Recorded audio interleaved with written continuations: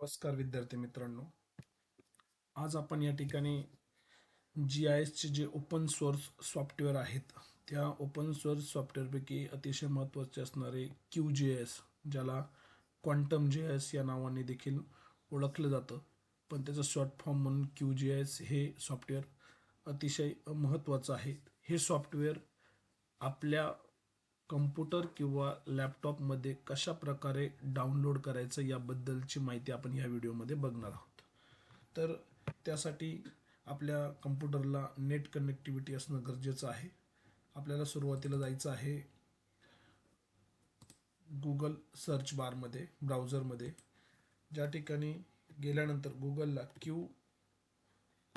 QGIS असं आपल्याला search करायचं आहे. सर्च केल्यानंतर सगळ्यात पहिल्यांदी जी वेबसाईट ज्यामध्ये QGIS.org यामध्ये डाउनलोड या ऑप्शनला आपल्याला क्लिक करायचं आहे. त्यानंतर अशा प्रकारचा इंटरफेस तुम्हाला ओपन होईल, ज्यामध्ये डोनेशन हा जो ऑप्शन आहे याकडे आपल्याला इग्नोर करायचा आहे. हा ऑप्शन हे सॉफ्टवेअर ओपन सोर्स असल्यामुळे बरेच लोक याला काही डोनेट करत असतात, त्यासाठीच दिलेला आहे. आपल्याला तो इग्नोर करून skip and go to the download याच्यावरती आपल्याला क्लिक करायचं आहे. असं क्लिक केल्यानंतर आपल्याला हा इंटरफेस ओपन होईल, ज्यामध्ये आपल्याला लॉंग टर्म रिलीज, ज्यामध्ये मग तुमचं विंडोज कोणत्या प्रकारचा, विंडोज OS आहे का, डेस्कटॉप आहे का, त्यानंतर ॲपल आहेत का, त्यापैकी जो योग्य ऑप्शन आहे तो योग्य ऑप्शन आपल्याला सिलेक्ट करायचा आहे. तर या ठिकाणी आपला विंडोज असल्यामुळे आपण इथं विंडोज सिलेक्ट करत आहोत. जर आपला ॲपलचा लॅपटॉप किंवा फोन असला तर आपण या ठिकाणी ॲपलचाही ऑप्शन चूज करू शकतात. त्यानंतर खाली दोन वेगवेगळे ऑप्शन्स आपल्याला दिलेले, लॉंग टर्म रिलीज आणि लेटेस्ट रिलीज. तर यापैकी आपल्याला लॉंग टर्म रिलीज या डाउनलोडकडे जायचं आहे.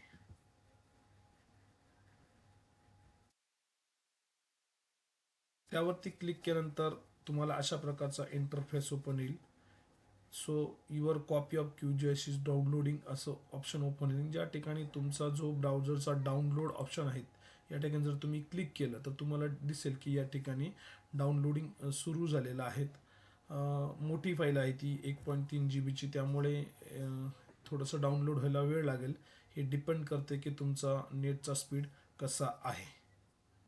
ओके, डाउनलोड झाल्यानंतर त्याला तुम्ही इन्स्टॉलवरती क्लिक करीत जायचं आहे. त्याच्या टर्म्स अँड कंडिशन क्लिक केल्यानंतर नेक्स्ट नेक्स्ट म्हणत गेल्यानंतर ते डाउनलोड होईल. ते डाउनलोड झाल्यानंतर तुमच्या डेस्कटॉपवरती अशा प्रकारे एक फोल्डर ओपन, QGIS 3.40.14 अशाचं ते ओपन करायचं आहे. ते ओपन केल्यानंतर या ठिकाणी QGIS डेस्कटॉप 3.4 हे जे ऑप्शन आहे याच्यावर क्लिक करायचं आहे. त्यानंतर तुम्हाला अशा प्रकारचा इंटरफेस सुरू होईल. थोडासा वेळ घेईल, सॉफ्टवेअर हेवी असल्यामुळे त्याला थोडासा वेळ लागतो आणि हे डिपेंड करते की तुमच्या कम्प्युटर किंवा मोबाईलचा मेमरी कशी आहेत. तर या ठिकाणी इन्स्टॉल झाल्यानंतर तुम्हाला सॉफ्टवेअरचा हा इंटरफेस ओपन झालेला आहे. तर या ठिकाणी तुम्हाला काही जुने आपण रिसेंटली डाउनलोड केलं मिळालं तरी जुने प्रोजेक्ट नाही, म्हणजे ज्यावेळेस तुम्ही सॉफ्टवेअरमध्ये कंटिन्यू काम कराल त्यावेळेस रिसेंटली काम करणारे जे प्रोजेक्ट ते तुम्हाला या ठिकाणी दिसतील. ओके, तर आपण या ठिकाणी डबल क्लिक केल्यानंतर हा इंटरफेस अशा प्रकारचा दिसतो. ओके, तर या पद्धतीनं आपलं QGISचं सॉफ्टवेअर आपल्या मोबाईलमध्ये, कम्प्युटरमध्ये, डेस्कटॉपमध्ये आपण डाउनलोड करू शकतो.